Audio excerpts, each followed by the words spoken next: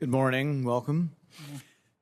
Many on the left are horrified at being associated with the neocon foreign policy, but it is no small irony that the end results of responsibility to protect are in reality little different than the interventionist policies of John Bolton and Bill Kristol. Like the neocons, the liberal advocates of responsibility to protect have advocated for military intervention in Libya, Syria, and Yemen. Sure, the reasoning might be more humanitarian than geopolitical, but the advocacy for military intervention ends up looking pretty much the same. I remember liking what candidate Obama said about military intervention, that without congressional approval, it was only justified when there was an imminent threat. After President Obama began bombing Libya, I asked him at lunch one day, "What about your pledge to ask and seek congressional permission unless it was an imminent threat?" He responded that there was an imminent threat to Benghazi. I looked at him incredulously and responded, "Really? An imminent threat to a foreign city is your justification for an unauthorized war?" The responsibility to protect ideology did not learn much from the Libyan debacle and immediately pushed the Obama administration to jump into Syria. Many on the left, like Secretary Blinken, don't admit that there was too much intervention. They actually believe in Syria that they failed because there was too little military intervention. Several 100,000 people have died in Syria, and more than 1 million refugees have been displaced. If you're talking about humanitarianism, famine, the wars, really other than natural causes, war is the #1 cause of famine around the world. An argument can be made, though, that Assad would probably massacred far fewer people had the West and the Gulf states stayed out of the civil war.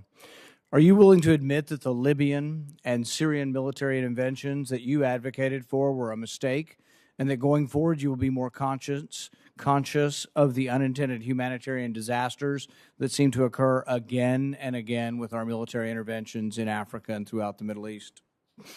Thank you, Senator. First, if I may, just talk about USAID and its role, which I think can be very important in Libya today. I think before you arrived, I mentioned that there's a power-sharing government has finally been set up in Libya. USAID right now, because of the security conditions, operates its programs largely from— But you'd acknowledge Libya is worse now than it was before we started bombing them. I think it's really important with Libya having the opportunity to have elections at the end of this year for us to do what we can to support those elections. I think it's in the face of mass atrocities, there are a whole set of non-military tools that are, I would hope that you would support deploying. We had some successes with them, for example, in helping bring about the South Sudanese referendum, which was a risk of grave atrocities occurring back in the first term of the Obama administration, an attempt to steal an election in Cote d'Ivoire where diplomatic pressure averted mass atrocities, and even sending technical advisors, military advisors to Central Africa to combat the Lord's Resistance Army, which kidnaps children. And you think we were successful in Libya, that Libya is a better place because of our military intervention, or Syria?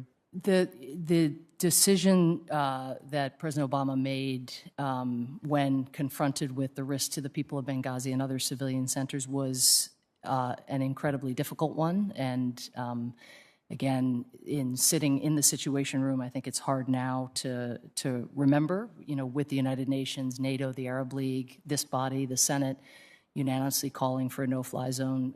President Obama made the judgment that the risks of allowing Benghazi to fall and the slaughter that would ensue were not— I know it's a tough decision, but in retrospect, was Libya a good idea to military intervene in Libya? Well, good idea to militarily intervene in Syria in retrospect? I think the challenge is that we don't have the counterfactual, and certainly the fallout in the wake of the intervention, the centrifugal forces have been incredibly difficult to manage, and above all, hard on the Libyan people. But we have to learn the lesson sometime. I mean, we went into Libya, we went into Iraq, we destabilized Iraq, we're still dealing with that. We went into Libya, destabilized Libya, we're still dealing with that. Syria, the same thing, and Yemen as well. So, I mean, there should be an accumulation of knowledge and a learning curve here that our interventions make things worse, not better.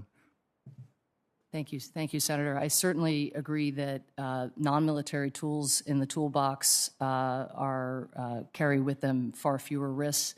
I oppose the war in Iraq. I agree with you on Yemen. All I'm trying to describe is that when these situations arise, it is a question almost of lesser evils, that the choices are very challenging. Thank you. Senator King.